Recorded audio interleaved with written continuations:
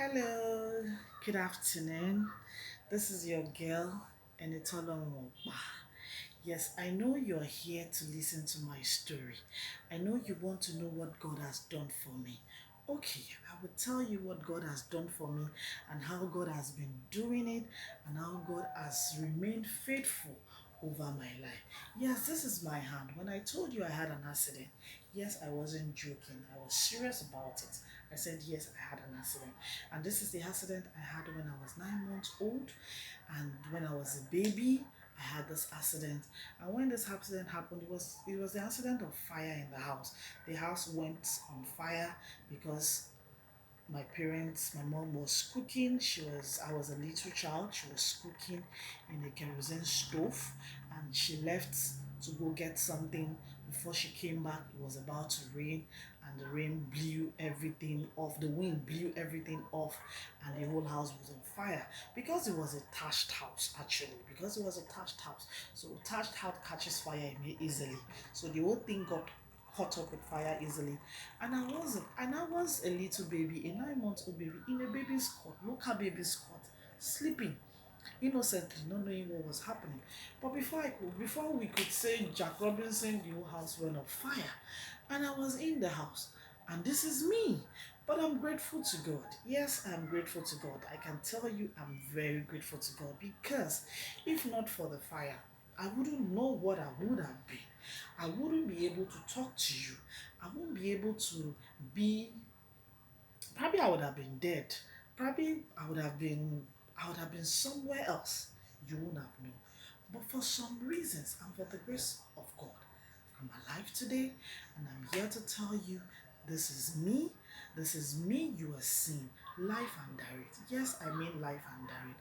And I can tell you for sure, for categorically, that this child you're seeing has gone through a whole lot. Yes. Yes, I mean I've gone through a whole lot. I've done 24 surgeries. I mean, it can only be God. I've met a lot of people in the hospital, probably in the theater. We went in for a surgery together, and they are not back. I'm not better than them. Trust me, I'm not better than them. But it's the grace of God. The grace of God who has been sufficient.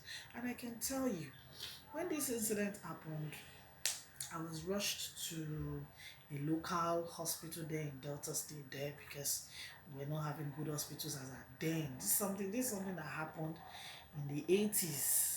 Yeah, I mean in the 80s, okay, sorry, in the 90s, 1984 to be precise. This was an incident that happened years back. I can tell you, 1984 till now is a long time, and I can tell you it's about 37 years ago, if I'm not mistaken, and that is when this had happened. And I can tell you categorically that due to the poor medical facility we had over in Delta State then, as at then, I was taken all the way from Delta State down to Lagos to Igbobi Hospital. Yes, I came to Igbobi Hospital by road. And this was a child who God had kept through all the road from Delta to Lagos. You can imagine how many hours that would have been due to the bad road and everything. But I got to Lagos at night. But because God was still on my side, I got to Igbobi Hospital at night. And even when by the time I even got to the Igbobi Hospital, a lot of the doctors have all closed for the day. They were already going home. There was nobody to attend to me. But there was this young man who was still, for some reasons, he was still in the hospital premises. And we walked up to this young doctor that this is a situation of a girl, an emergency that they had to come all the way from Delta State. This is a young girl. Please admit her. Please assist us. Give us what the necessary assistance you could give to us. Please, we came all the way, blah blah blah. But the truth is, did the hospital accept me? Yes, the hospital accepted me, even though I came in the middle of the night. Truly, God was all on my side. The hospital accepted me. They admitted me that night. And that was the truth. They admitted me that night in that hospital, at Igbobi Hospital, National Orthopedic Hospital here in Igbobi, here in Lagos, here in Nigeria. I was admitted there.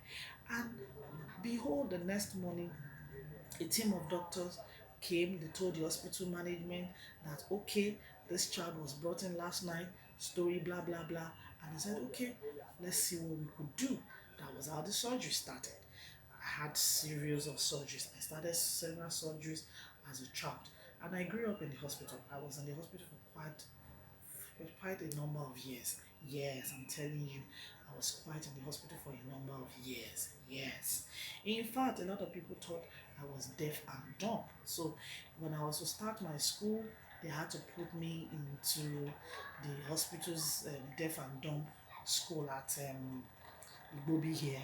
But they discovered this child was more of an intelligent child. So why would you have to put her in the deaf and dumb school? Put her in a school where she will grow up with other kids. Well, this is enough I can take for this video. I'll tell you the rest of the story in the next video. Stay blessed. God bless you and be good.